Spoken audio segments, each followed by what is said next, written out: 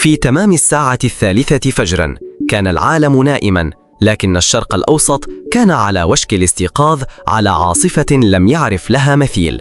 فجأة اخترق صمت الليل دوي صفارات الإنذار، تلتها انفجارات أضاءت السماء بالنيران والدخان، وكأن المنطقة كلها تحولت إلى ساحة حرب مفتوحة.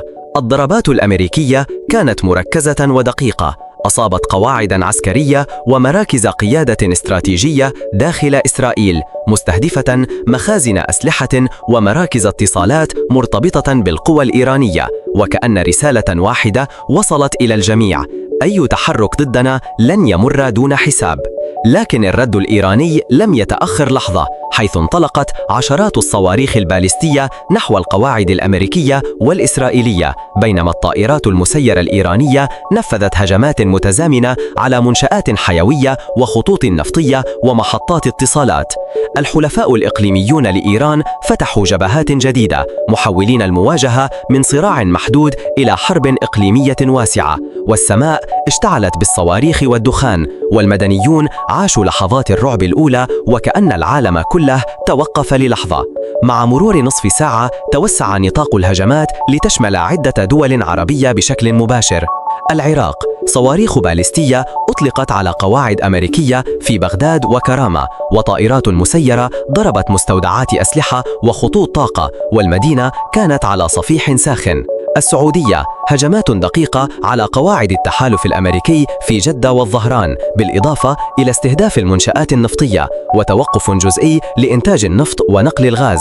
الإمارات: ضربت الموانئ البحرية في دبي وأبو ظبي مع قواعد عسكرية ومستودعات طاقة، وأدت الهجمات إلى حالة استنفار قصوى. الكويت: صواريخ قصيرة المدى ضربت القواعد العسكرية الأمريكية وألحقتها هجمات بالطائرات المسيرة على مخازن الوقود.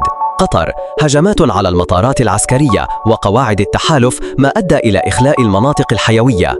البحرين: ضربات على القواعد البحرية الأمريكية، بالإضافة إلى منشرات طاقة حيوية عطلت العمليات البحرية في الخليج مؤقتاً. ثم جاء الخبر الذي صدم العالم: الضربة الدقيقة داخل موقع أمني شديد التحصين داخل إيران أسفرت عن مقتل المرشد الأعلى الإيراني علي خامنئي رسمياً.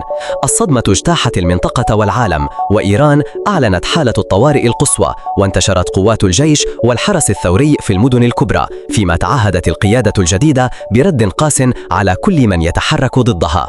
مع دخول الساعة 4:15 بدأت إيران تصعيداً شاملاً، حيث واصلت ضربها للدول العربية المستهدفة بالصواريخ البالستية والطائرات المسيرة، مع تصعيد عمليات المراقبة والهجمات البحرية في الخليج، متجاوزة أي خطوط دفاعية.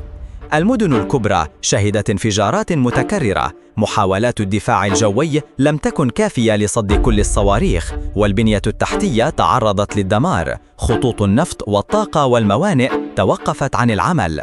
الرسالة كانت واضحة: أي تحرك غربي لن يبقى بلا رد، وكل الدول العربية المتحالفة مع أمريكا لن تكون خارج دائرة الاستهداف. في هذه اللحظات الأسواق العالمية تنهار، أسعار النفط ترتفع بشكل جنوني، المدنيون يعيشون حالة رعب غير مسبوقة، والحياة اليومية شبه متوقفة. الأمم المتحدة عقدت اجتماعات عاجلة، لكن الانقسامات الدولية حالت دون أي قرار حاسم. مع مرور كل دقيقة أصبح الشرق الأوسط على حافة حرب إقليمية شاملة ربما لم يشهدها العالم منذ عقود، والعاصفة لم تهدأ. ما حدث منذ الساعة 3 فجراً لم يكن مجرد تصعيد عسكري، بل بداية مرحلة جديدة قد تعيد رسم خريطة الشرق الأوسط بالكامل، وتحرك التحالفات، وتغير موازين القوى لعقود قادمة. ومع متابعة كل ضربة وكل رد وكل حركة لحظة بلحظة، سيعرف العالم حجم العاصفة التي تجتاح المنطقة. ولا تنسوا في نهاية الفيديو الاشتراك في قناتي عصام XP وتفعيل الجرس ليصلكم كل جديد، لتكونوا معنا في كشف كل تفاصيل هذه الحرب التي قد تغير مجرى التاريخ في الشرق الأوسط.